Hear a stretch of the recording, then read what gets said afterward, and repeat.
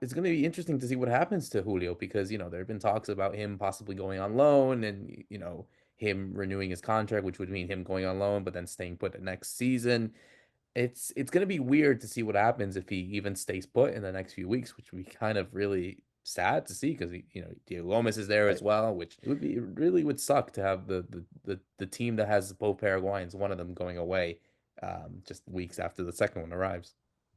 Yeah, I think it's definitely looking at it from that point of view. Those two were together in the Olympics as well, and they played together in Libertad. So it could be a difficult moment for Gomez that finally thinks I'm moving to a team where I know people because into Miami he went there not really knowing anybody or anything. But the reality is, I mean, Julio Enciso is such a good player, but he's also the kind of personality that he has to be front and center and he has to be everybody building the team around him. And so I think the current role he's in is just not working for his personality type as well, right? Not just the player he is.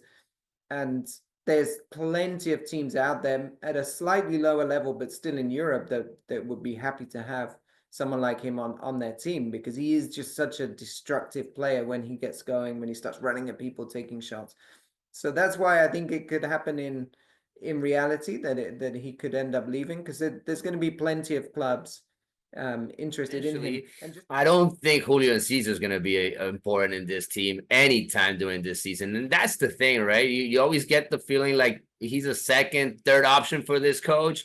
Like he's not going to rely on him on important matches. He has his team set up, and Enciso has just not convinced him that he can do everything that this coach wants from him for the team because Enciso is a star. He can make the difference in any play, but he needs to play more as a team player. And I think that's something that has gone against him during most of his career.